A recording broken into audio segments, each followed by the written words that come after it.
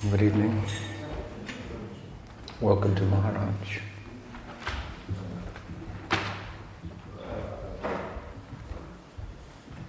So you got rained out today, huh?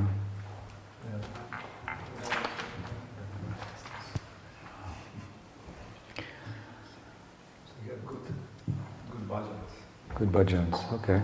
Well, that's good. So I thought I'd just entertain questions this evening.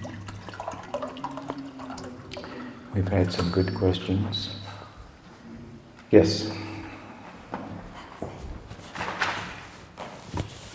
Guru Maharaj, we often hear about the importance of Trinaradi Sinichana, but not so often we hear about the next part, the Taror Abhisahishvana. In the Chaitanya Charitamrita, Mahaprabhu explains it as one should be like a tree, that even when cut down, the tree doesn't complain. Indeed, it offers shadow to the one who's cutting it down. This is, of course, very difficult, and that's why I'd like you to speak about how to attain this quality. It's also difficult because it's something very much discouraged by present-day society, where we're always encouraged to stand up for our rights and not let ourselves be mistreated and so on. So I'm wondering whether you could speak something about this. Shriman Mahaprabhu ki jai, Shikshastakam ki jai. So the question is about tolerance and Mahaprabhu's example of a tree. And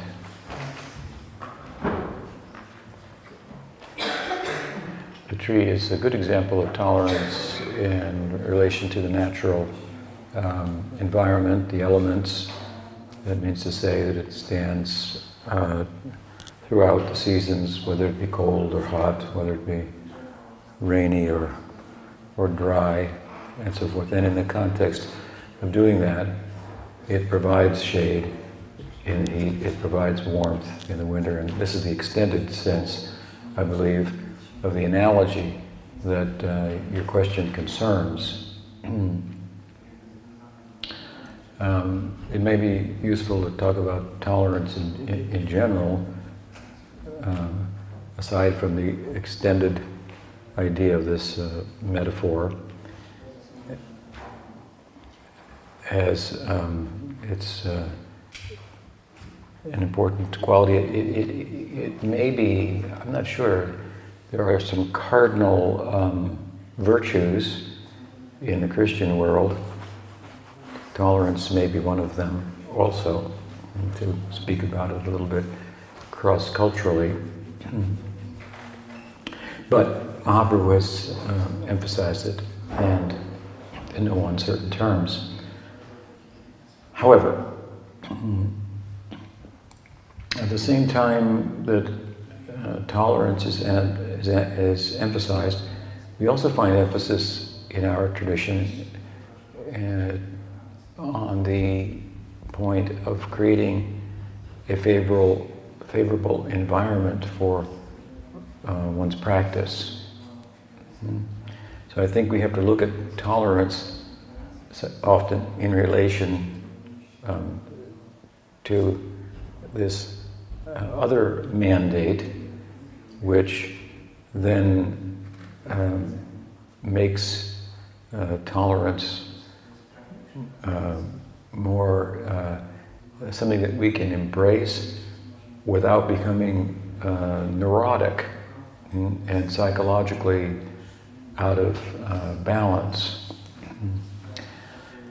So, for example, if we are concerned to create a favorable environment for our practice, that may involve avoiding certain people, even certain devotees. We're also called to respect all devotees. Whoever chants the holy name is worthy of respect from us. But similarly, in order to show that respect, we may have to create a distance from them. Because if you can respect anybody if the distance is great enough. Because if the distance is long enough, then you can think about the things that you have in common rather than the things that you don't have in common that stand out when you get too close. So this is, again, the way I'm speaking about this speaks to something that I readily bring up, that sadhana is an art. It's a skill. Yoga is a skill. It's artful. It requires thinking. We unfortunately often, people in pursuit of spiritual life, look for someone to do the thinking for them. But if we understand it properly, Gaudiya Vaishnavism is not such a discipline. It requires a full measure of full application of our intellect.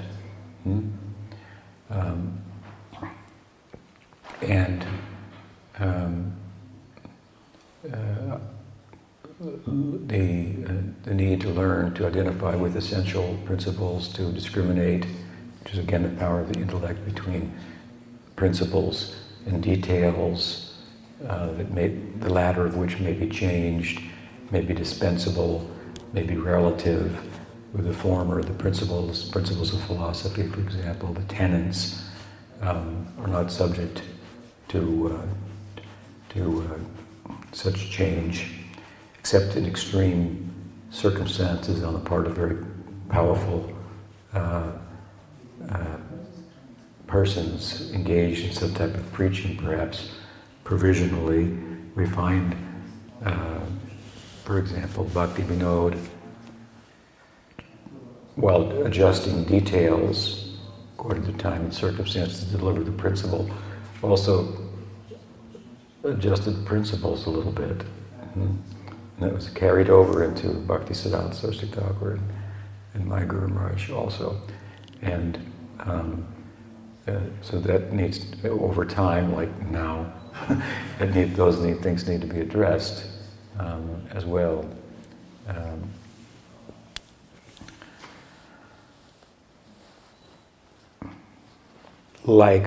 To give you an example, it's a very significant, and I was speaking about this the other night at Amarasana's house. It's a very significant and important tenet of the philosophy that with regard to the prayojan, the ideal, the goal, that goal is eternal. This is very significant. It's not a detail. Could be eternal, could not be eternal. Krishna distinguishes, for example, in the Gita, between his abode and every other possible destination. Of course, when I say his abode, I mean his abode, which expands, if you will, out from Braj to Golok to Vaikuntham to Brahman, the entirety of the Paravyom, the transcendent realm, that trans-temporal, trans-spatial realm, to say it another way, that transcends time. It's the time-space continuum that we find ourselves in. The free world. It's interesting to know that the free world is not a democracy.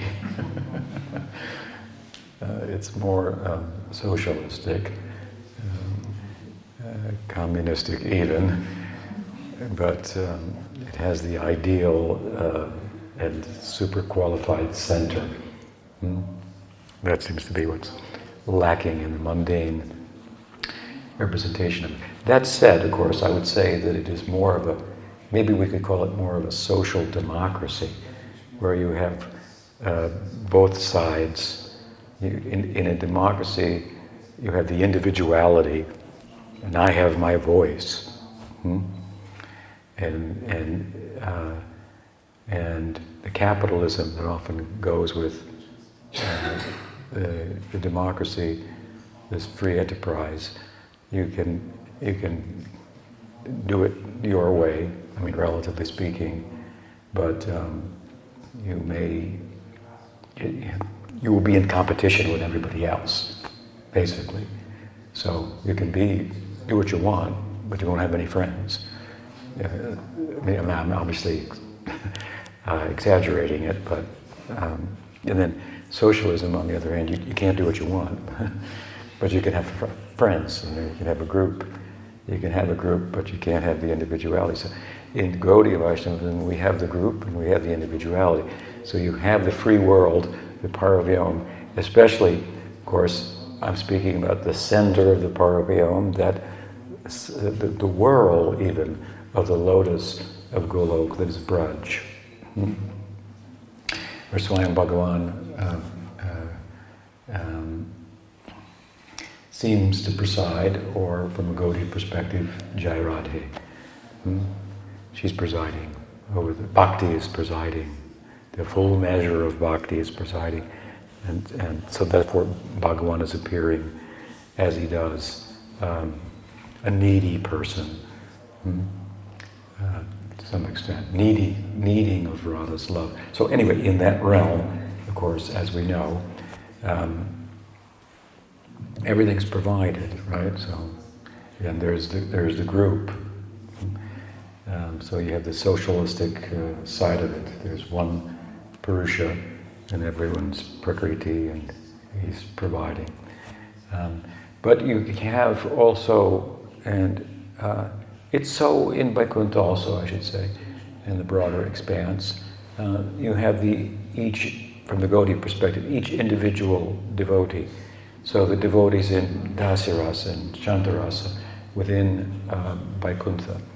And each of them is also different within the context of their rasa. Where you have, if you want to go take to Golok, where we have more full expression of love, and you have Dasya, Sakya, Vatsalya, Madhurya, each of these, and there are divisions within them. And within each division, there are individuals. So every friend of Krishna is different.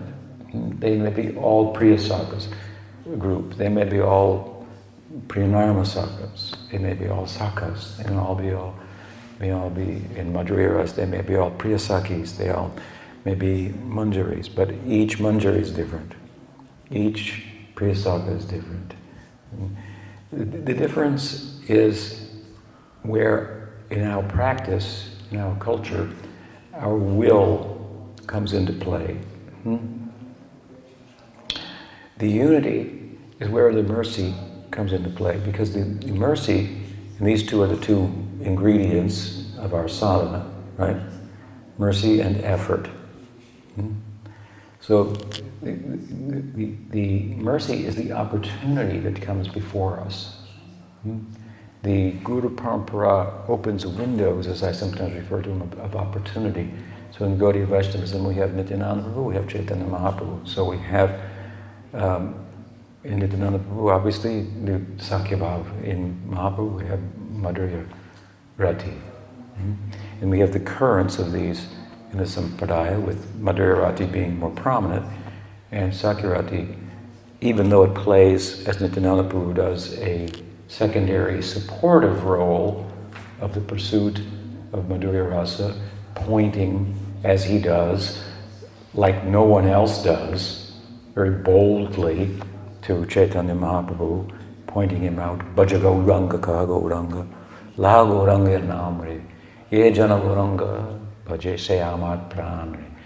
This is, of course, how the Sampradaya started. The Chaitanya Sampradaya started with Nityananda's, just without any Bhakti Rasamrita Sindhu, any Ujjval Nilmani, any Brihat Bhagavatamrita, any such book to support this rather wild idea that Vishvambar Mishra is Swayam Bhagavan. If that's not enough, he's in the mood of Radha. This is, Vrindavandas Thakur said that in his Chaitanya Bhagavat, Nityananda Prabhu has given the Madhurya Rasa to the world. He means by way of giving Chaitanya Mahaprabhu to the world, to pointing him out, and starting this this sampradaya as he did. Of course, as much as his role is supportive there and overt in his involvement in Madhurya Rasa in a way that as Balaram he cannot be overtly involved in Braj. He's involved by way of getting out of the way. That his sensibilities and persona as the elder brother that would cause, by Vatsalya's influence, Madhurya Rasa to contract. Madhurya Rasa will contract in the face of Vatsalya. So the elder brother side of Balaram, of course, is the Vatsalya influence. It causes his own Sakya as well to contract. So, at any rate, he gets out of the way, so to speak. This is the one thing about his younger brother who, by the most powerful influence of Vatsalya, his Vatsalya, Balaram's is tapped into. Of course, I'm referring to Yashoda. She taps into that and drives into Balaram the idea, you are the elder brother. I mean, he's just it's really an exaggeration. What is he, a week older? That's why when they crafted, the artisans will craft the deities of Krishna and Balaram, or Gaur Nityananda, and Nityananda, Balaram will be a little taller. That's the way of saying he's the older brother. So, of course, it's there in his aesthetic rasic makeup, right? You find this sankul, a bundling of these rasas. That is not a mixing, because, as I said earlier, I'm saying again tonight, these Madhurya rasa, Vatsalya rasa, Dasya rasa, and Sakya rasa, they are not compatible. And in fact, Rupa Goswami invokes a very strong term. He says they're enemies. There are rasas that are friends, there are rasas that are enemies. It's not that the enemies will not meet with other rasas. You won't find that combination, but the combination will be there, and it will cause a contracting of one or the other. So, I mean, just for example, Sakya Rasa is entirely based on a sense of equality. So, they serve Krishna, sometimes Krishna serves them. There's no difference between them. Friends are equals. This is really the central, and that Vishvambha that we spoke about, that sense of confidence can be shared, but you can't share it. It's the same way with elders and so forth. So at any rate, in the presence then of Vatsalya, where that equality is compromised, then the Sakya element, ingredient, contracts. So it's bundled together in rather than mixed. The word sankul doesn't mean to mix. It means like to bundle. So you put them together, they're all there independently. Therefore, when Balaram experiences Vatsalya, he's not experiencing Sakya. He's not experiencing Sakya mixed with Vatsalya. When he experiences Dasya, he's not experiencing really Sakya mixed with Dasya. He's experiencing the Dasya in himself. The difference, of course, comes with Madhurya Rasa, because Madhurya Rasa and Sakya Rasa are not enemies, they are friends. Therefore, there can be Mishra rather than Sankul. Mishra means mixing. There can be mixing. Like if you were to mix yogurt with sugar, what will happen? The yogurt will become sweeter. So we find one section of Krishna's friends who are privy to and involved in empathetically with Madhurya Rasa, and so it's a mixing there. But at any rate, the point I'm making is that in Balaram, he's the older brother, so he's the Maryada Purusha. He's in Krishna's life. He's like watching out for him, looking over him, and this Vatsalya in him again is really brought out by the you couldn't find a larger vessel of Vatsalya than Yashoda Mai. Shriman Yasomati Ki Jai. So when she insists, you're the older brother, take care of him, watch out for him. That's why he reported Krishna's eaten dirt. Oh, Krishna was so offended by him. How could you turn me in like that? In terms of our Sakya, you could have never turned me in. We have a confidence between one another that we do things that we don't share with elders. Because if they knew about it, we'd get in trouble. How could you turn me in? Of course, Balaram didn't say, that's my Vatsalya. What can be said? But that's the reality of that. So he will turn him in. But there's one thing that Krishna does wrong from the point of view of Vatsalya Rasa. It's right, but it's wrong. It's right. Krishna should be with Radha, but it's wrong nonetheless. Oh, the world is so cruel. They're so perfectly matched. But what can be done? He has a destiny. He has a destiny, and it's very clearly written in his chart that at such a young age, just as a budding Kishore, he will leave the village. Of course, they don't want to think that it's true, and they can't live like that. But at least that prediction has the power to influence the elders' decisions about who might be compatible with whom and who should be married. And of course, every parent in Braj thinks their daughter is. This is different than Daksha, right? I was asked the other day why Daksha didn't want Shiva to come to the yajna, right?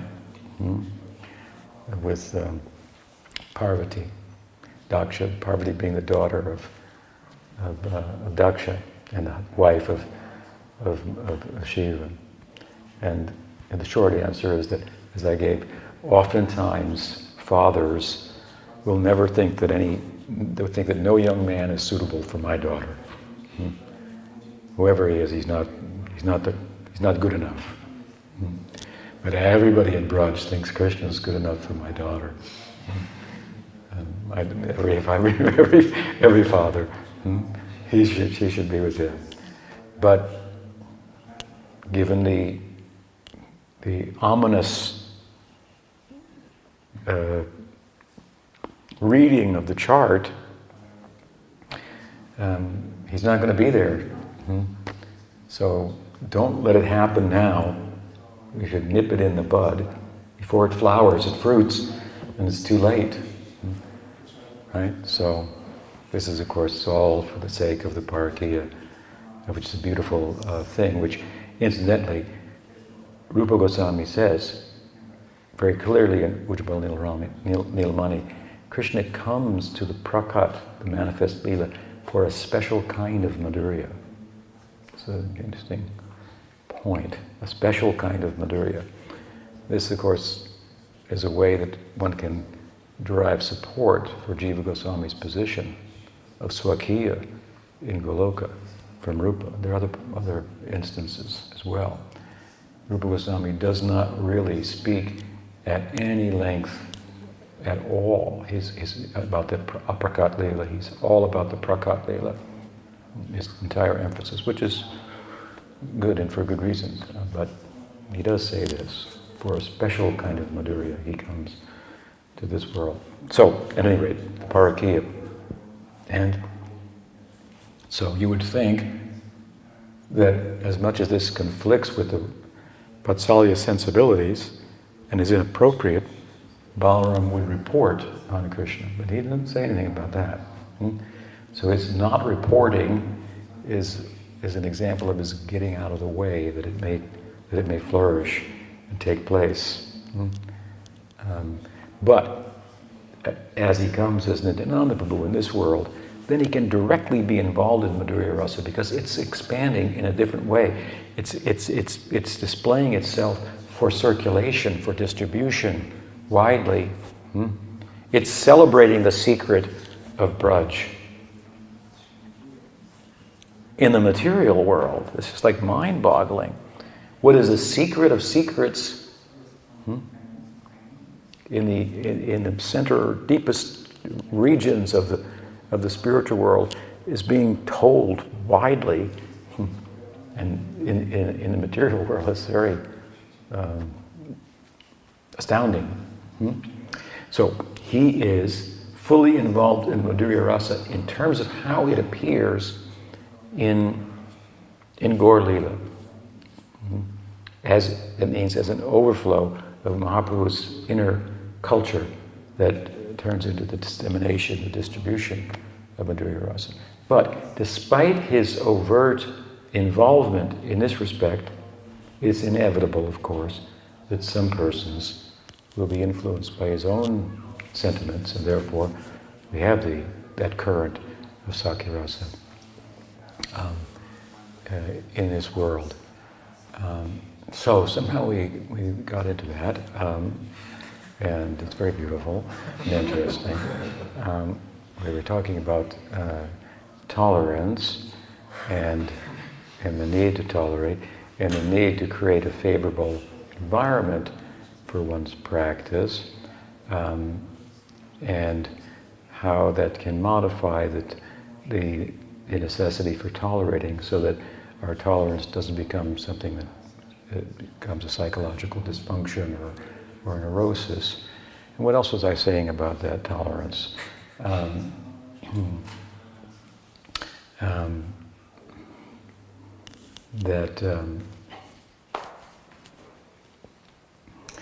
any rate,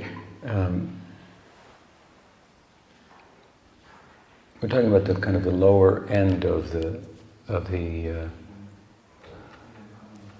it maybe come to me, but to connect the points. But at any rate, the lower end of the idea of tolerance is a cardinal virtue. Everyone should be tolerant, but within reason. And here, the spiritual reasoning is that I have to create a favorable place for my environment. So I may have to create an environment that allows me to tolerate others and even respect them who are devotees, who up front would be a problem for me to tolerate, because all of their intolerable, from my psychological and even maybe philosophical and practitioner sensibilities is a disturbance and compromises the environment.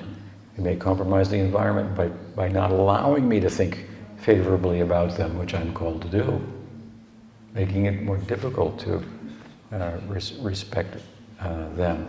Or not with regard to people necessarily, but just in environment, just where I live. And people will be different. So people have different psychologies and sensibilities. So it's not a one-size-fits-all. Everybody should be able to sleep on the floor, for example. Some people may need a bed. And that's okay.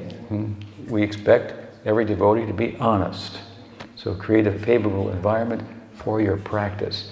If you're a king, then you need a palace to practice in. Okay, so then create a palace, but be a king, devotee king, something like that. So it's very important. This is very important to create a favorable environment, and then in the context of that, you have to tolerate things. That's for sure. One of my godbrothers told me that I should come back and join Prabhupada's formal mission because it would give me a lot of opportunity to tolerate.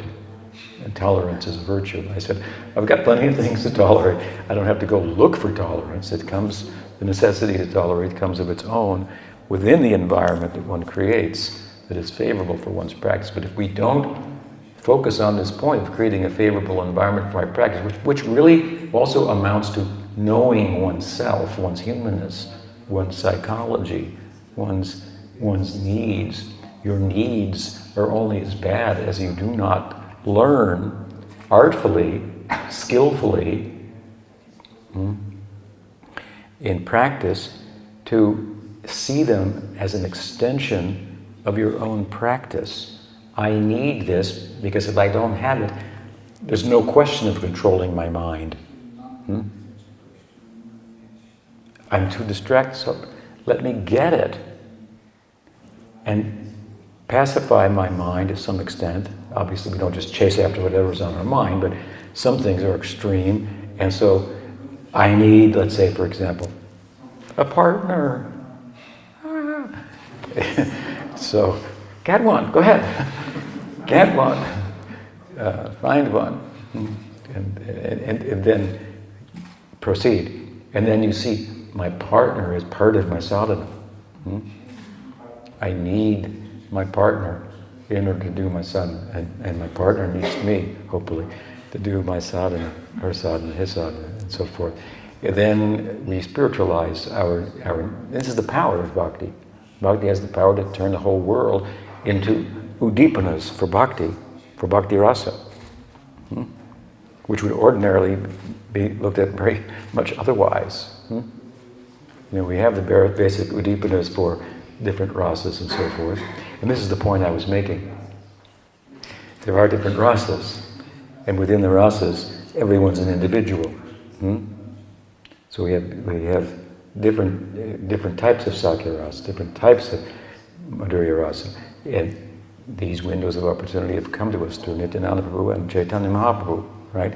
We have these currents in our sampradaya. Because Nityananda Prabhu is constituted of Sakya rasa, with bundles, with a little Vatsalya, a little Dasya. So sometimes we see his Vatsalya, sometimes we see his Dasya, but primarily we see his Sakya. So there could be some predisposed by bhakti samskars from previous life towards Vatsalya. One could draw it through the influence of our sampradaya in this life, or dasya, or the friendship that is bundled in one way or the other with Vatsalya or with dasya. But the point I was making is that I was making the point that our practice needs to be skillful. So I'm talking about it in different ways. And I said that there's two basic elements to the practice. There's mercy, and then there's effort, right? So the mercy is the opportunity that the sampradaya provides, that we have nothing to do. There's no effort that we could make that could cause that opportunity to come before us. The opportunity for bhakti, and if it happens to be bhakti that is being carried in the heart of a Gaudiya Vaishnava, then the opportunity for the bhakti of that kind. You cannot get that kind of bhakti or any kind of bhakti without the association that corresponds with that type of bhakti. It's transmitted through bhakti. Bhakti is transmitted through bhakti. And in what form of bhakti? Sadhusanga. Sadhusanga is an anga of bhakti. And it happens to be the anga through which the transmission of the opportunity comes to us. There's nothing you could do, effort you could make, that would cause you to have the opportunity to enter into the spiritual world through the window of Madhurya Rasa or Sakya Rasa. That comes from up to down. Right?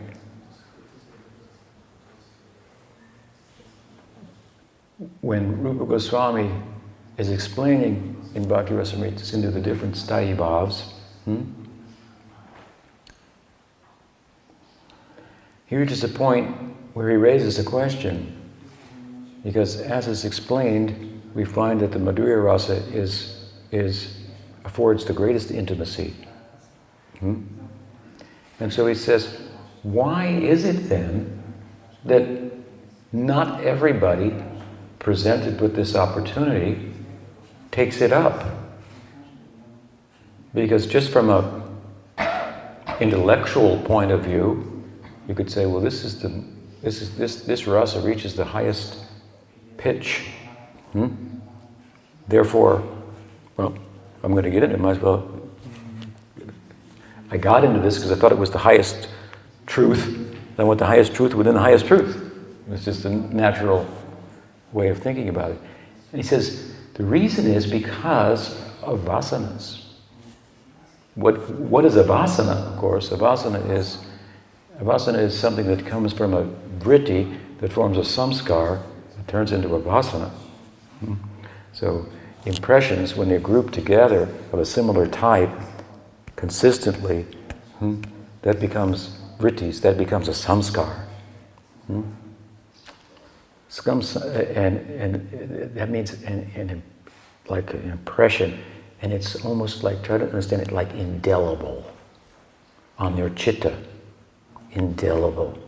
That's why you do things that, no matter how you think about it, no matter how many times you say you're not going to do it, you find yourself doing it. That is, you understand, that's what an influence of a samskar. It turns into a vasana. They're kind of synonymous, but they're natural tendencies, desires, born from impressions, these kind of impressions that we acquire through our associations. If we associate with a certain type of people, we're going to get impressions for the way they think and so forth. Basically, as I've often said, we are of the nature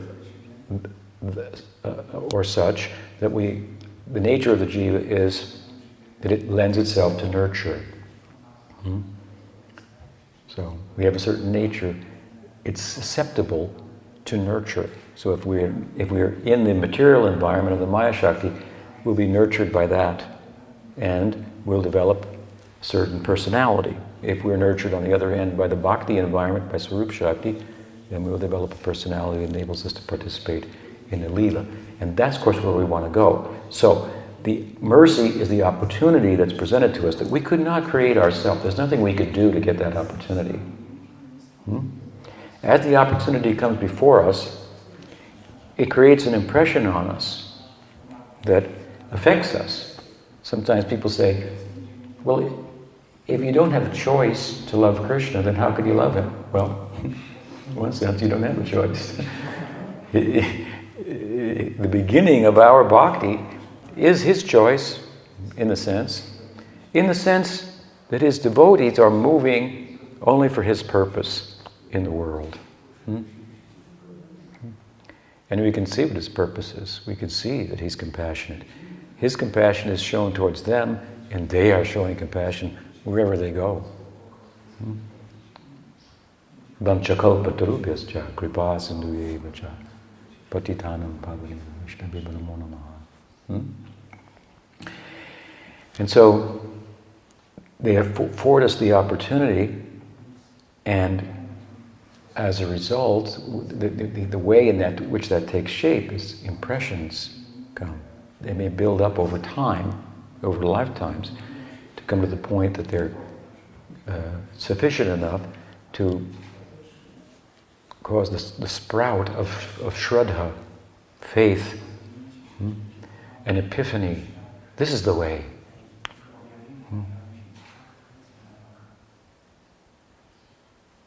I found my way now, adrift in ocean. I found my way, and I see, and it's distant, but I see it. There's land.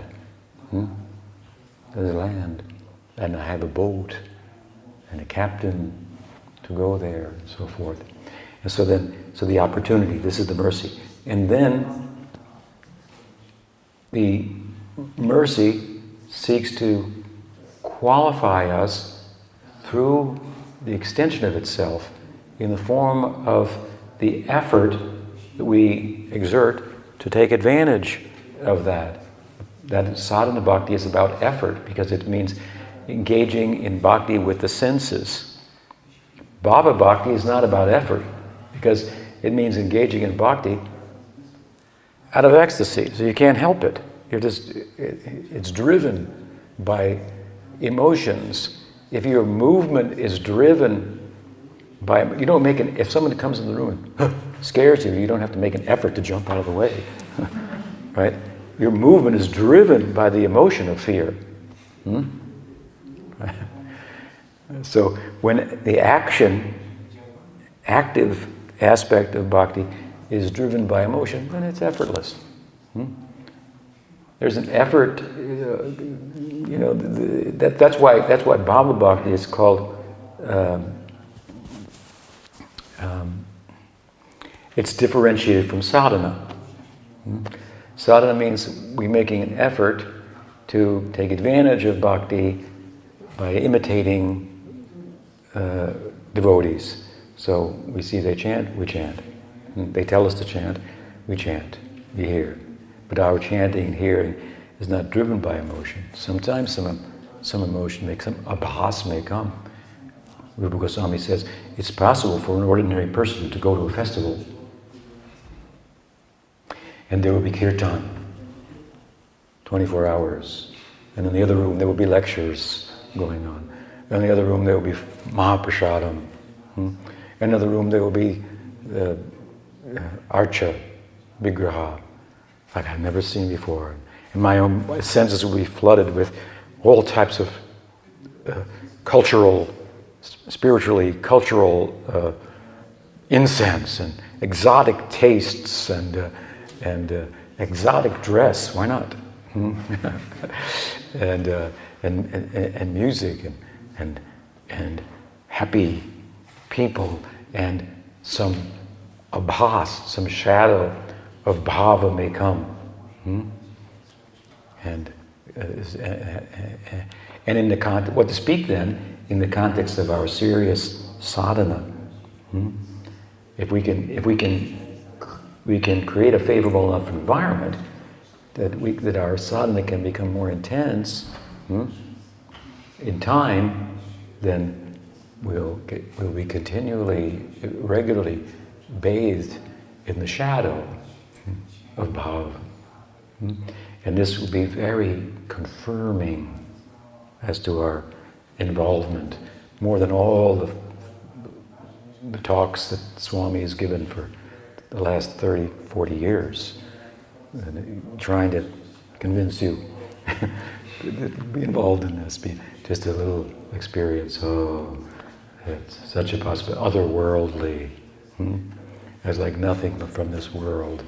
It's not like winning the World Cup. It's not like that. It creates it's an ongoing impression, difficult to move away from. It will draw you back in time, even if you might get distracted and so forth. So this is what we want, these kind of impressions. They come from sadhana, the subsequent response to the mercy opportunity is our effort. So, the point being, let's say you have the mercy, the opportunity for Madhurya Rasa or for Sakya Rasa, as we do. And so, as dependent on the kind of association that we are more readily influenced by, that'll be determined. Then we make some effort. Effort means the exercise of our will, and as we in sadhana become free from the influence of the Maya Shakti and the influence of the Sarup Shakti that bhakti is constituted of becomes more prominent, more dominant. And so, for example, we start to find that our practice is consistent, it's uninterrupted, even in the face of things that previously would cause me to be interrupted. My mind would rule over my spiritual intellect, which is a baby. My intellect has been wedded to my mind and senses. My mind and senses make demands, and the intellect is corrupted by them. It's kind of like a Gandharva wedding. They take the intellect away, and the intellect schemes then how to meet the demands of the mind and the senses. You may as well have no intellect at all, because then you're no different than an animal, because all you're doing is pursuing the demands of the senses. The intellect is meant to separate us a little bit from that. I mean, this is just even common sense. A civilized human being is one who's more tame, right? Who's less wild, who can control his senses. She can control her mind. I mean, relatively speaking. We're not advocating something that the whole world is not, the whole civilized world is not advocating. We're just taking it to its logical conclusion.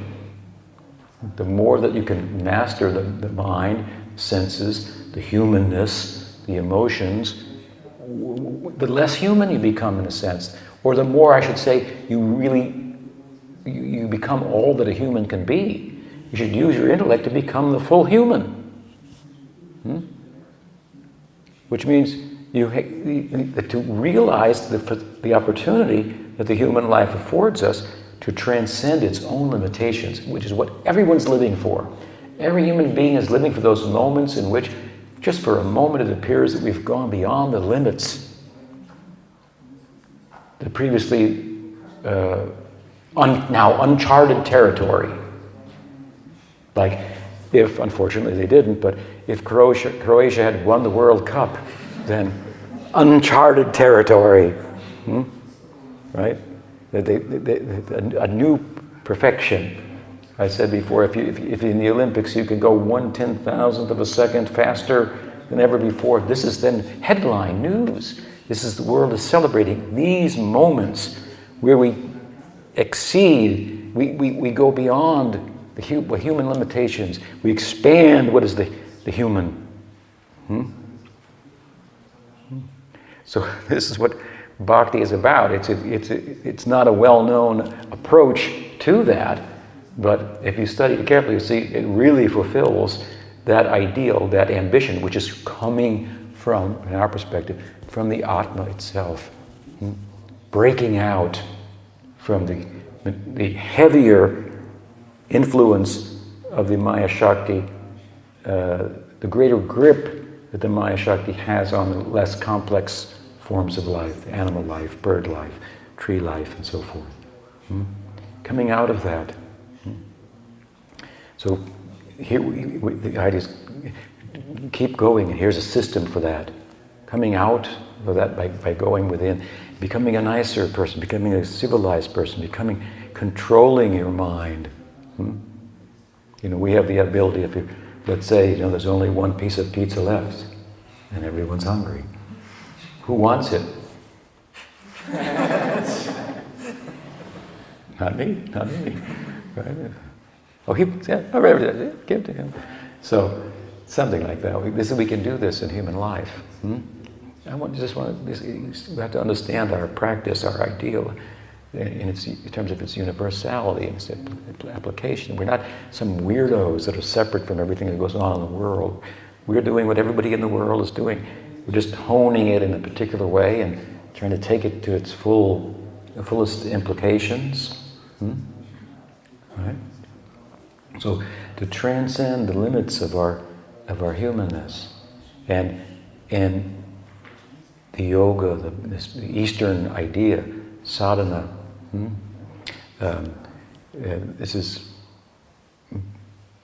We have examples of this. Right? They've risen above their humanness, harnessed the human passions. Subjective, we can see it. It's very extreme. They control the mind. People want to talk about what is the mind. And the dominant talk in philosophy of mind is the mind's a brain. How dumb of an idea could you come up with? That the mind is physical, and everything's been reduced to this one dimension, flat, meaningless, something that's so rich with nuance and layered experience.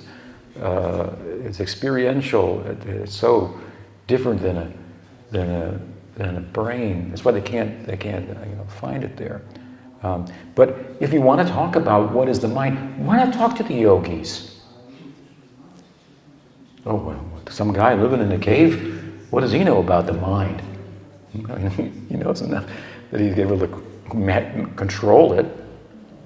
Ask the average scientist who thinks that the mind is part of the brain to sit down and control the mind for 15 minutes.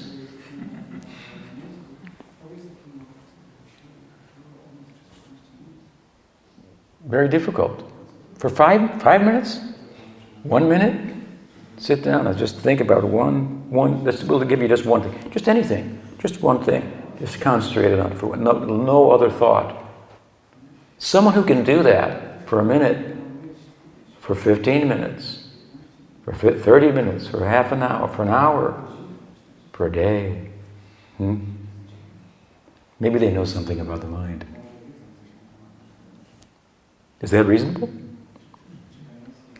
Such a mastery of the thing. Maybe they know something about it, even though they may not say anything. Because knowing about it, they realize there's nothing to say. It's all good. Unless, of course, they're devotees who say there's not enough that could be said, because not only have they mastered the mind, brought out the Atma, but they've brought their Atma has been brought to interface with Bhakti, and so this is super exploding transcendental experience that causes the sitting yogi to dance. I mean, we'll give an example. The yogis can control the mind. They endeavor to control the mind, and they have pretty good success at that.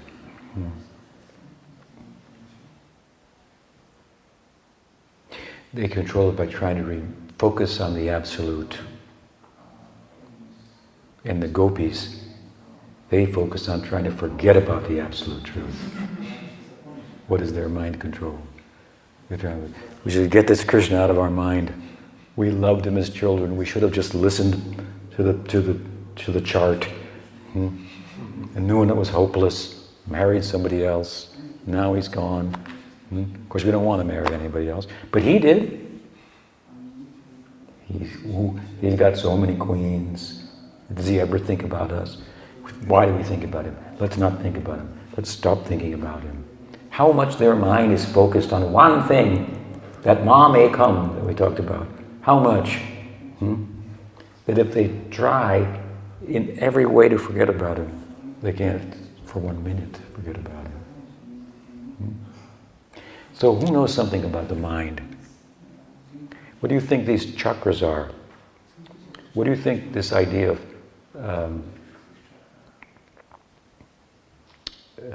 chitta, manas, buddhi, ahankar, this subtle body, is this something that somebody just made up one day? And there's a chitta, and there's a... Where are these ideas? The writers about these sages, like Ishwar,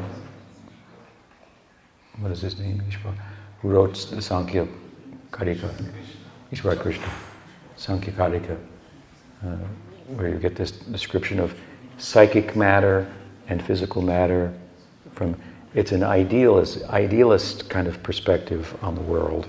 And then the yoga system follows this and accepts the psychic matter. In other words, there is a stuff called mind, and there is a stuff called, this physical matter. And the descriptions are there. And they didn't just make this up one day. They have a practice, and in the context of that practice, they're seeing these things. I mean, so there might be people worth listening to if you want to understand what is mind. And the simplistic idea that it's just the brain and everything is physical.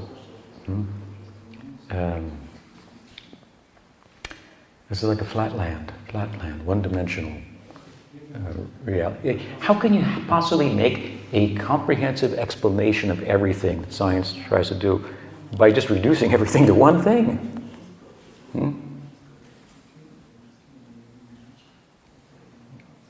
Well, if there is only one thing, I suppose, but that's not how we experience life.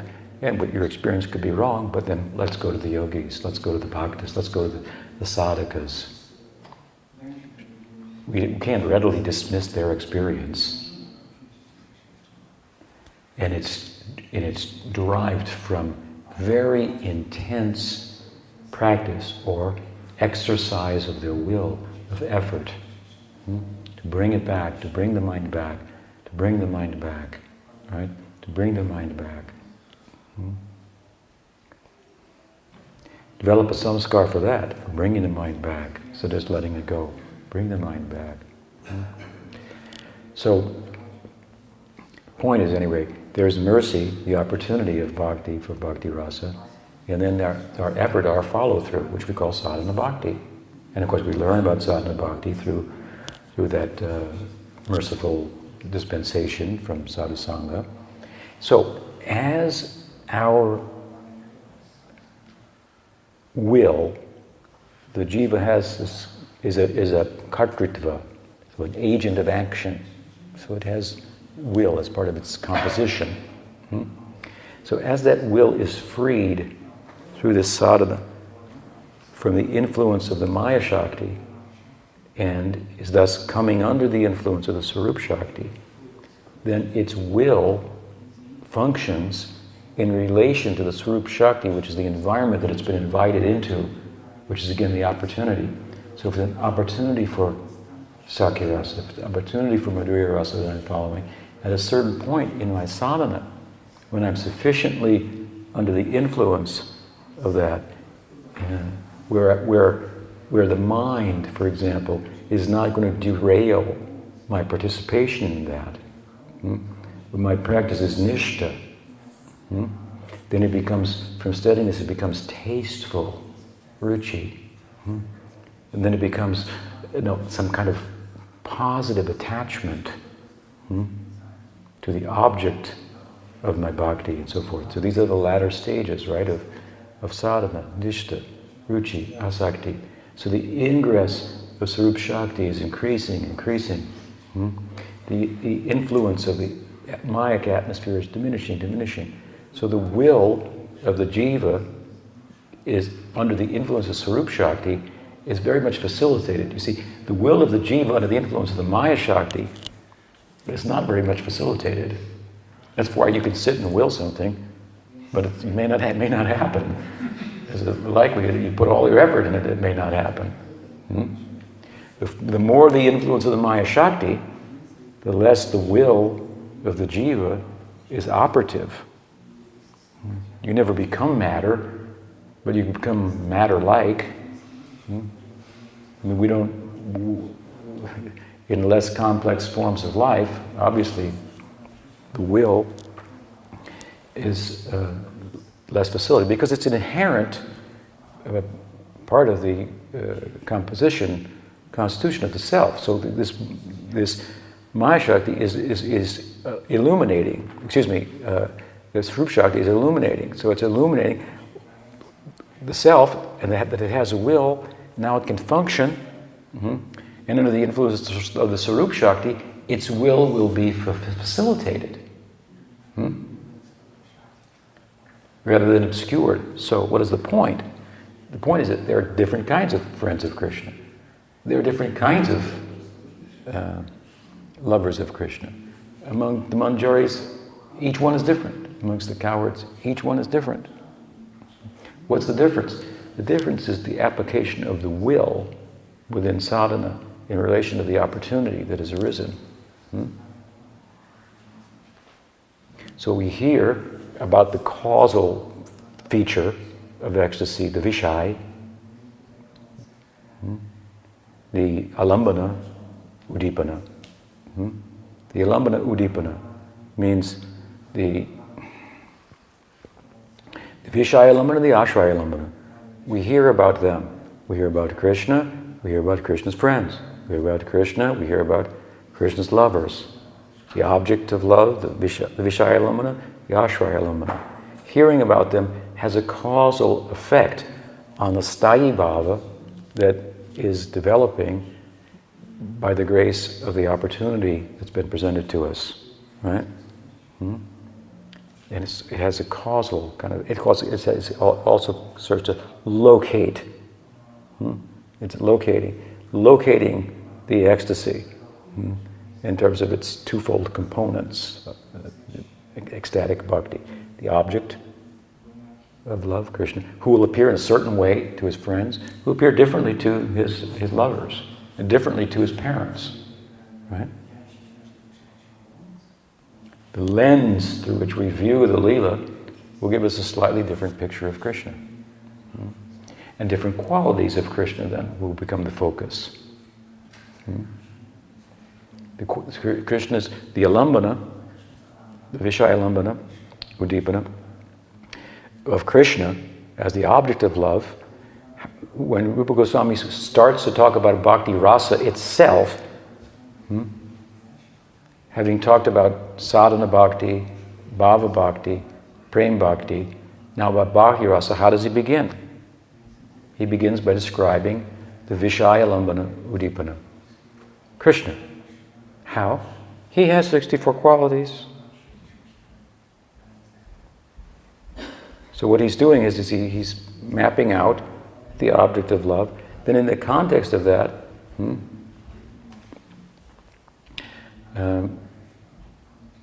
terms of our practice, if we are practicing in the pursuit of Sakya-rasa, for example, then certain qualities amongst the 64 will stand out.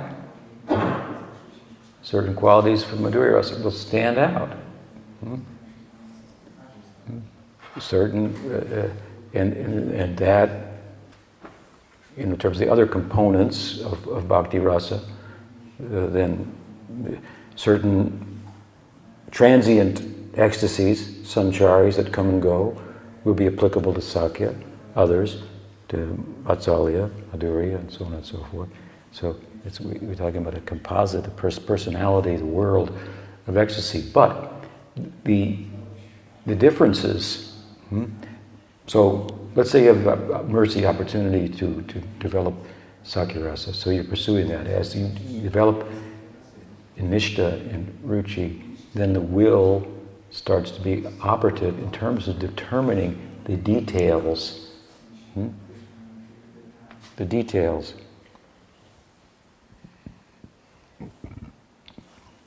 What size, what I'll do, what service would I become attracted to, what particulars. The particulars. Satya Sankalpa, the liberated Satya Sankalpa, his appearance are the extension of his own bhava.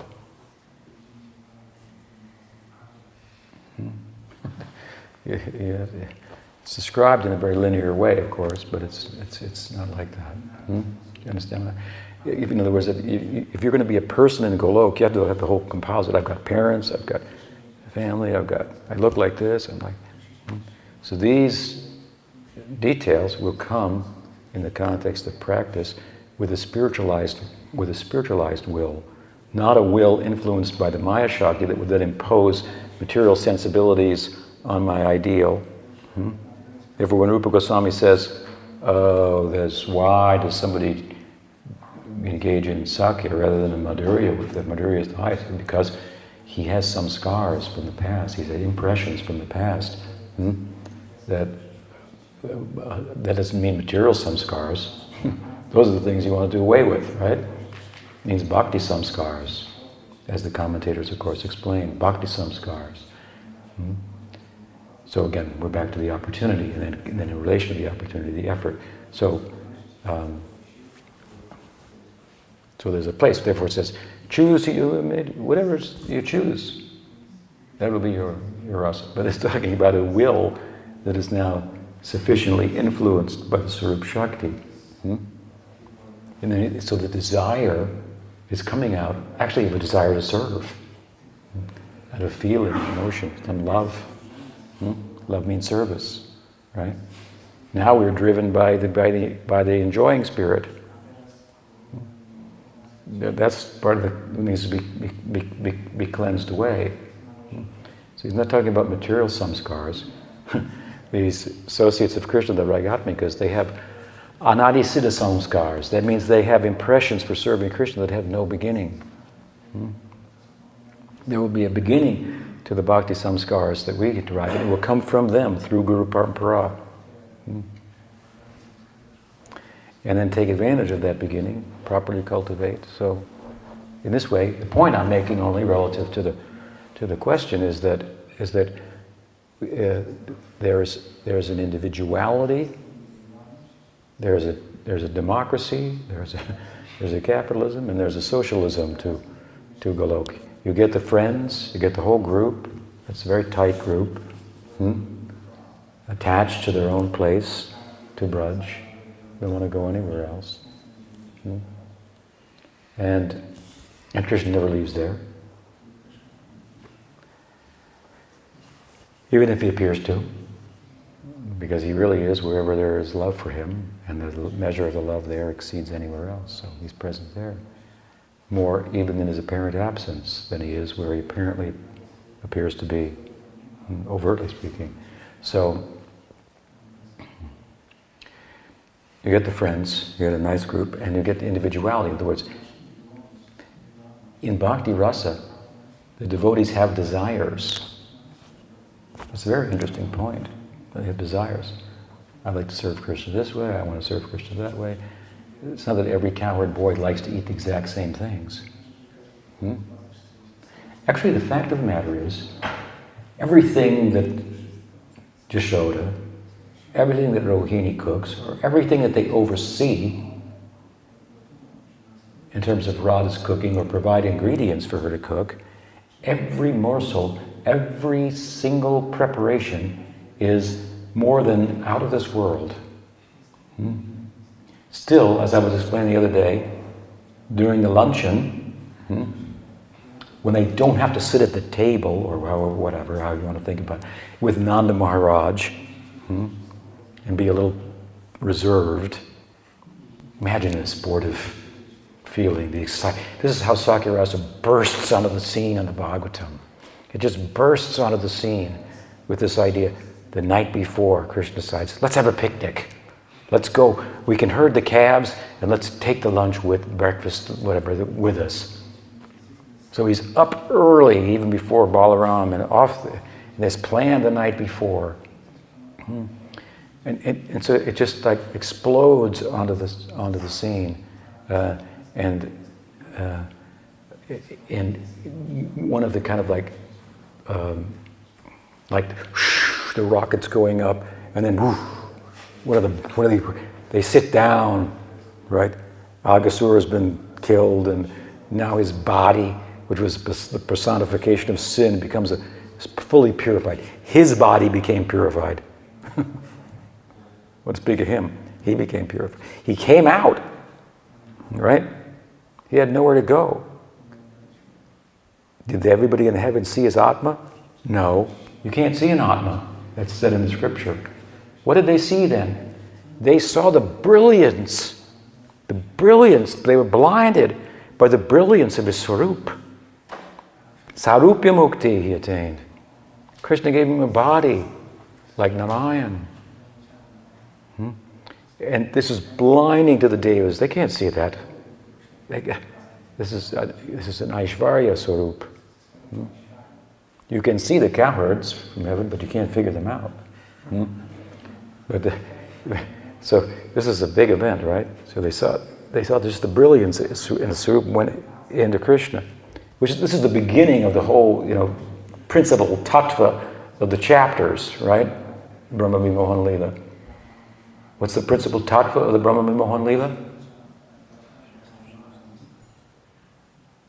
What's the main point of tattva of Siddhanta in the Brahma Vimohan Leela, where Krishna's tu Bhagavan Swayam? Even before Brahma comes down and the whole thing plays out, and Brahma's praise about it and it's revealed, what's the point? A Sarup, Sarupya Mukti, a form like Narayan, was given by Krishna to Aghasura, and it went in the body of Krishna. Narayan is inside of Krishna. This is the point, right? Right? Krishnastu Bhagavan Swayam. And then they played on his body.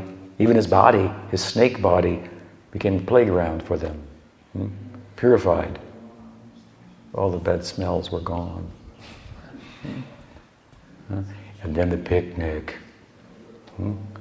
Now imagine the picnic along the bank of the river, and Nanda Maharaj isn't there to watch and make everybody behave at breakfast. And every preparation is out of this world. Still, as I said, one cowherd eats one and he thinks, this one is the best. He gives that one to Krishna. He tastes another preparation and thinks, this one is second best. I'll give that to my friend. This one is third best. I'll eat that myself.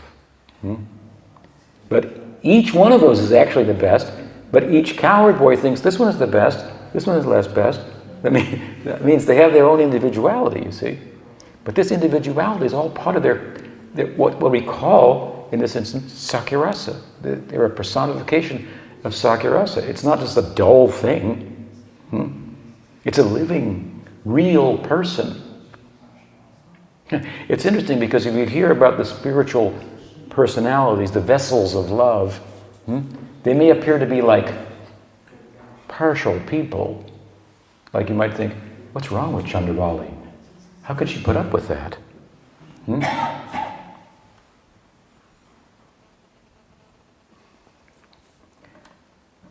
She's like dysfunctional or something like that.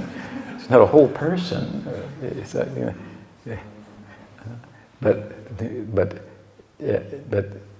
it's our personhood that, even as functional and balanced as it is dysfunctional, because there's no rasa in it. There's no taste in it. It all ends up in, if it's any rasa, it's vibhatsa. Everything I pursue, it doesn't satisfy me ultimately. Get enough of it. Pick out your favorite record, other than Hare Krishna, and play it. How many times are you going to play it before you hate it? I hear that again. Some of these poor guys that have to go around and play their favorite hits 300,000 times, those poor guys. No wonder they're driven to drugs in the entertainment world. So, we're in Golok, in the Paravyam, then it's a social democracy, right? You have the socialist side and you have the democratic side. You have the individuality and you have the group, both things.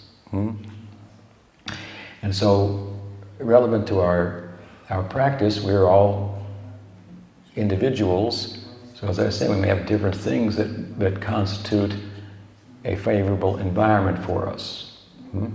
Again, if you're a king, then you need a palace. If you're a simple person, you may just need a hut. You don't think, I'm a hut, I'm better. He needs a palace. No, you have to go into his head and see from his psychology and then execute bhakti within that. If he's a king, of course, then he has to have a palace, and then he has to give in charity, so on and so forth. So we need to create a favorable environment for our practice. And in the context of that, we have to tolerate our mind even then, right? We have to tolerate others and so forth. So this is important. That we don't, in the name of being tolerant like a tree, keep ourselves in a situation, an institution even, that is intolerable. That doesn't allow me to use my intelligence even in Krishna service. And to become independently thoughtful, as Prabhupada said. I want my disciples to be independently thoughtful. This does away with the need for management. Independently thoughtful, for the most part. So there may be an institution. It may be a marriage.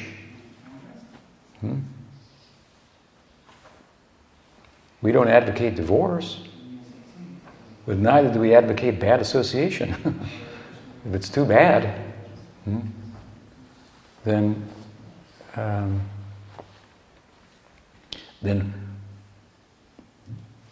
what does the Bhagavatam say? What is the use of varnashram? This is not varnashram principle, let's say. If you're married is for life. Yeah, but what is the use of observing varnashram if you get no taste for bhakti? Useless. These are the revolutionary sensibilities of bhakti. It transcends the varnashram. We're not against it. We follow it as much as it corresponds with and facilitates our bhakti. If it goes against our bhakti, then the higher principle must be adhered to. Therefore we find Mahaprabhu, according to Varnashram, he said shouldn't have eaten with the Mathura Brahmin that he met. But from a spiritual point of view, you can understand what I see in him is something that comes from into this world from Madhavendra Puri. I'm a disciple of Madhavendra Puri's disciple. Therefore, on the spiritual platform, we have a connection. While Varnashram prohibited Mahaprabhu eating at his house, Mahaprabhu threw that consideration aside and kept his company, took his association, and so forth. Who's the leader of the family? The husband or the wife? Or the children? It should be obvious that it's not the children. Think again, right? When Mahaprabhu met Mukunda and his son Raghunandan, he asked, which of you is the father and which is the son? And Mukunda was the father. He said, Raghunandan is the father. I am the son. Mahaprabhu was very pleased because the bhakti of Raghunandan exceeded that of Mukunda, his own father. And there's a very beautiful story in that connection that brings it out. I won't go into that, but so this is a very dynamic, the spiritual dynamic of how to look at our worldliness, social involvement, and so forth. We don't like to go around breaking laws or anything, but we're violating such sensibilities. But if they get in the way of bhakti,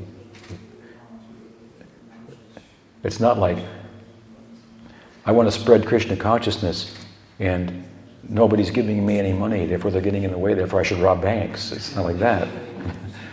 You can do bhakti with no money, and bhakti doesn't require any money. Spread it in your own heart. You can't spread it anywhere else. And that's the only way you're going to spread it anywhere else anyway. So, at any rate, the son, the daughter may be the leader of the family. It's possible.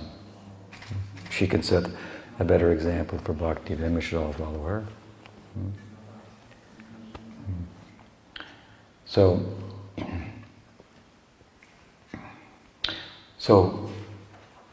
at any rate, we should create a favorable environment for our bhakti, and in the context of that we tolerate.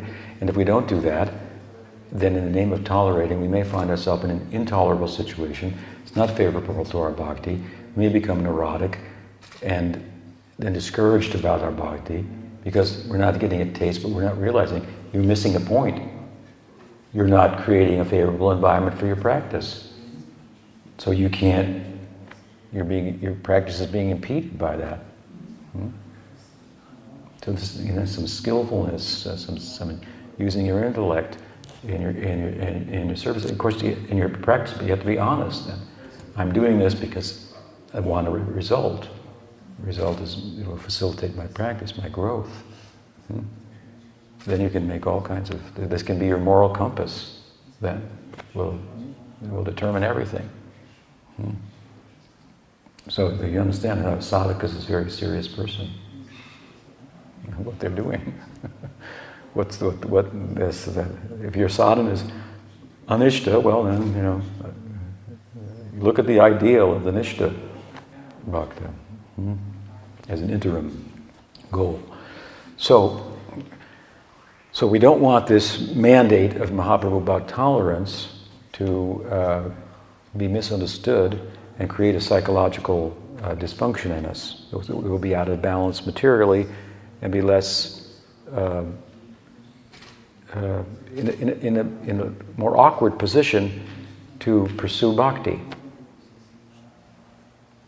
If you're primarily influenced by sattva, you'll be in a better position to pursue bhakti because the rajas and tamas influences would need to be cleansed away, primarily first.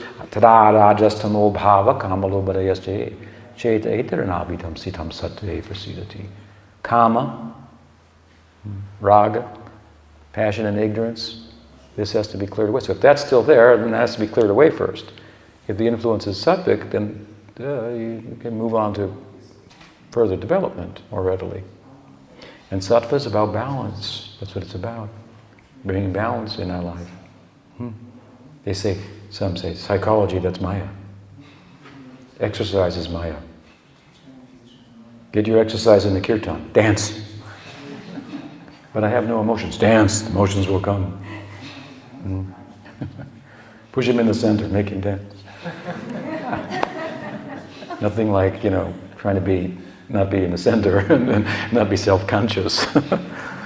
Oh, I've been there and I've done that, so I've been in those circles. So, what was the point? So, Tolerance, yeah. Tolerate. So we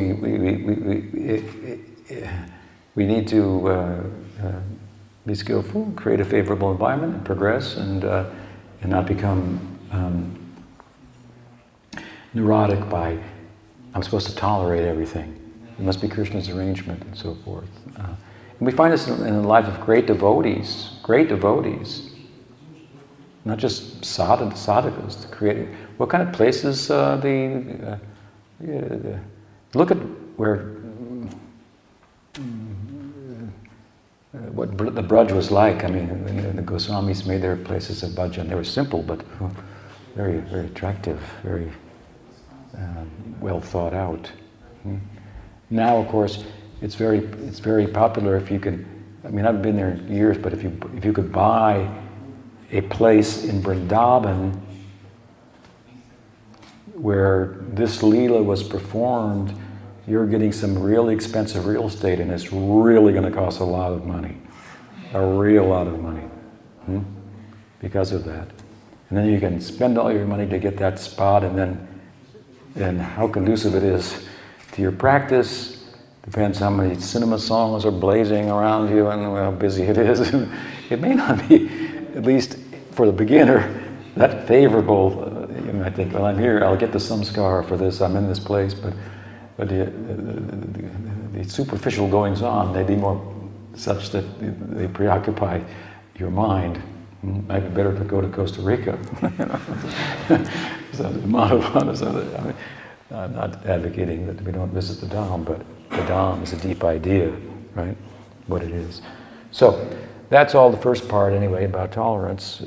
The second idea of tolerance that the question is about is that the metaphor of the tree extends not only to standing and tolerating the elements, which can be harsh. So we have to do that to some extent, again, within a favorable environment. To take the tree, well, you have to plant a tree in a favorable environment, or it's not going to grow, right?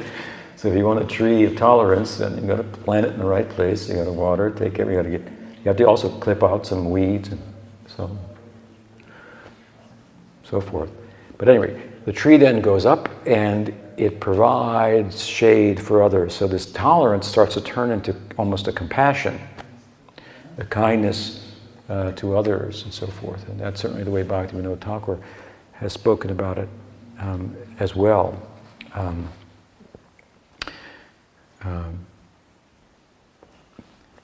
And I think that in the way I'm speaking about it, it's kind of a latter, deeper development of a proper approach to the idea of tolerance that involves some spiritual growth that makes one strong, if you use the metaphor of the tree. Like the tree, it's got some strength to do that.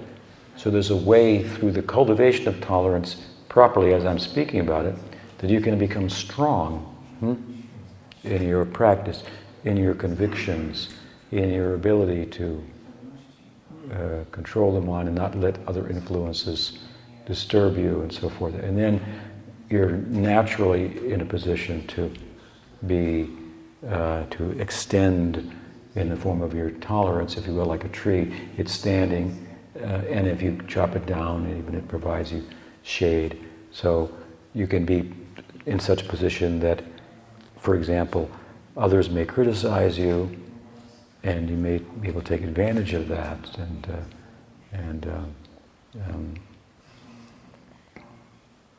find the truth in it, if there is a grain even, and share your. This verse is about nishta, this third verse of Shikshastakam. So share the steadiness that you have in practice. If you become a tolerant person, I think it's a becoming outgrowth, but not something that you can do artificially.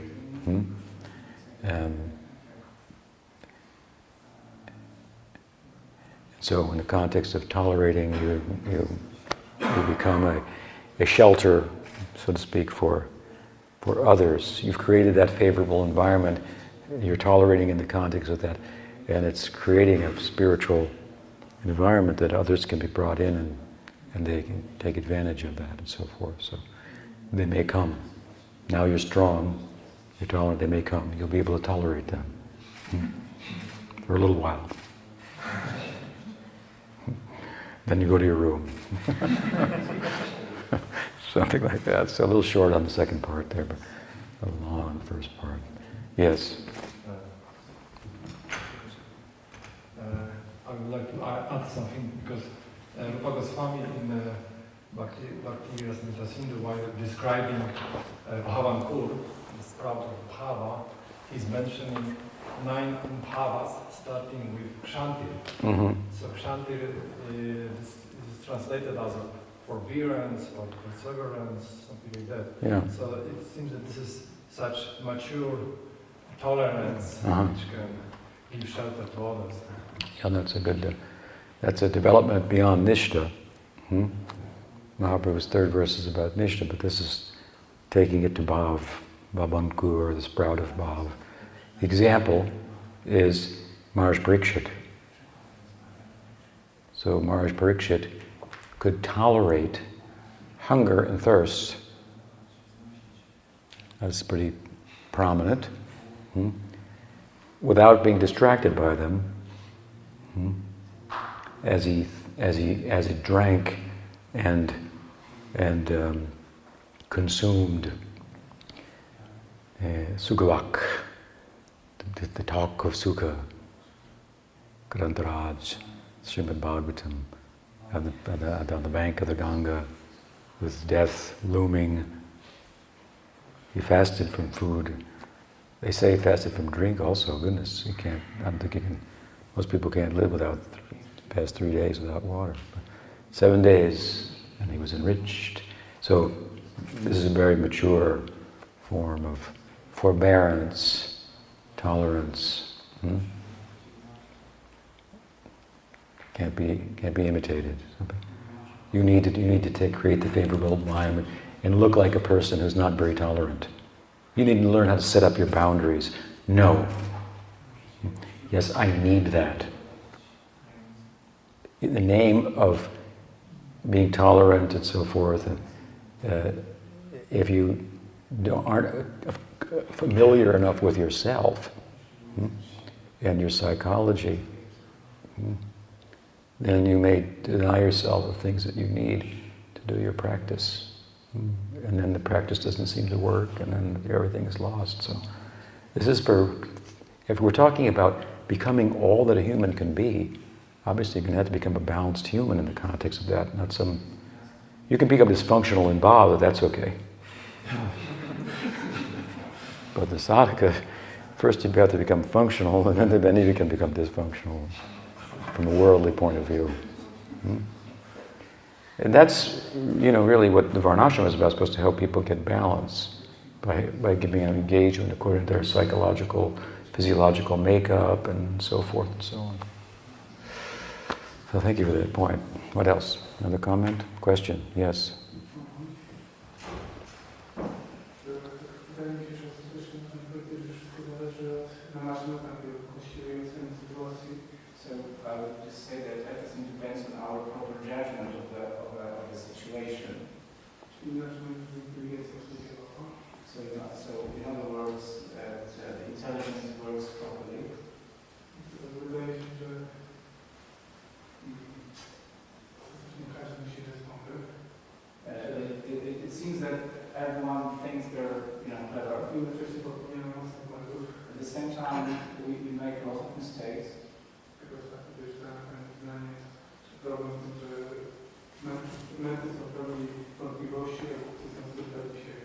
I read recently a sentence that wise men are full of doubt and unwise people are too sure of themselves. Ostatecznie mimo też swoją taką inteligencję, która jest rzeczywiście w stanie właściwie ocenić sytuację. So you have described a kind of intelligence that can really and truly determine what the situation is. Może niekoniecznie, że jesteśmy w stanie przeczytać tego dążyć, ale przynajmniej, że teoretycznie to właściwie jakieś... Not necessarily we can follow it, but we can theoretically kind of figure it out. Uh-huh. Well, yes, we're talking about really a spiritualized intellect, right? It's all about what's favorable for bhakti, what's not, and understanding myself in the context of that and so forth. And so that is in one sense what we're doing inside in the bhakti, especially in the beginning stages. We're trying to fortify our intellect spiritually. Prabhupada called the Bhagavad Gita the civilization of the intellect, the spiritualization of the intellect. And the Bhagavatam, the civilization of the soul itself. The implication being that by spiritualizing the intellect, that intellect that I said previously had been kidnapped in a Gandharva marriage by the mind and the senses to serve their demands and scheme how to meet them, needs to be taken back by bhakti, so that it can respond to the mind and senses when they say, I want this, with the answer, yes, but it's not good for you. Okay, then I don't do it. Something like that. So, everybody has to do this on some level, but we're doing it in relation to bhakti, and so bhakti, now that intelligence becomes spiritualized, then it becomes the driver, right, in the metaphor of the chariot, that the mind are the reins and the senses are the horses, the chariot's the body, the passenger is the atma. So we need this sadhaka deha. It requires, obviously, the spiritualization of the intellect, which is the driver. Because if the intellect is not spiritualized, then even if you've got the reins and you've got the horses, you might be going in the wrong direction, even though you think you're doing bhakti. You may not. So that said, yes, everybody's intellect is not spiritually fortified or purified enough to be able to always make the right decisions, right? And a wise person has doubts, and an unwise person has no doubts. So we say that we teach that we know that our intellect is lacking in terms of its capacity to deliver or arrest the whole truth. We know that, but it can be a vehicle in its pursuit in conjunction with bhakti. And so humbly we go forward employing our intellect, and about details, for example, of what may be favorable for my practice or not in terms of an environment. We're not alone with an intellect that may not be spiritually developed enough to make the right choice, or we may have a healthy doubt about it, we can consult. Sadhusanga. We can. I want to do my bhakti. I'm thinking, I'm in this group, and it's like happening. This is happening to me, and you might say, then I'm thinking maybe I should go elsewhere and practice bhakti, and then you might, but maybe not. If you're not, but the doubt then, which is the function of the intellect, if you can't resolve it with the intellect alone, then you can resolve it in an extended way through your intellect by employing spiritual intellectual sensibility of asking a more advanced devotee. Getting that input, so to speak. That's just a response to your comment. I hope that's helpful.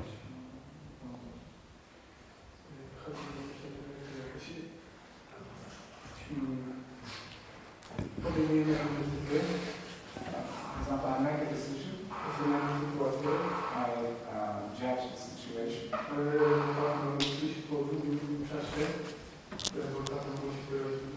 The results may come after a longer time.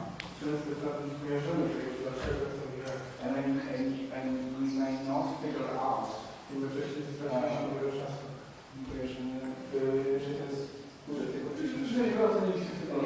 and after a long time, we may not figure out it was due to our misjudgment of the situation. Yeah.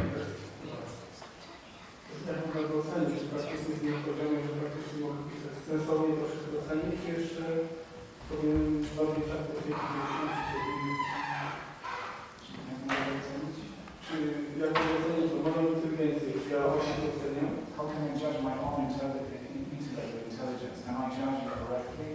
You can judge by the results. So if your intellect is not sufficiently fortified spiritually to make the right decisions, you will know by the result. And in success, there's not much to learn. In failure, there's everything to learn. If you're successful, what do you have to learn? If you did it wrong, then there's so many lessons. So you don't look at your mistakes and just think, oh, I made a mistake, just see. You learn from them. That's a spiritual intellect. That you ought to be able to do. I made this mistake, and I can see it now. It's been going on for a long time. Of course, you have to know intelligently what result you're looking for, what the fruit will be, and if you're not getting it. But anyway, we're not so developed always. So you learn from your mistakes. Mistakes are great opportunity. Failure is the beginning of success. The pillar of success. Success is built on failures that we've learned from and now retired. So go ahead. Go ahead and fail. Don't be afraid. Don't be afraid to fail. That's the worst thing. Don't do anything. Okay. All right, so we'll stop there. Shri Gauranatananda ki jai. Gauri Vaishnava Guru Parampara ki jai. Gaur Bhakta Vrinda ki jai. Gaur Premanande.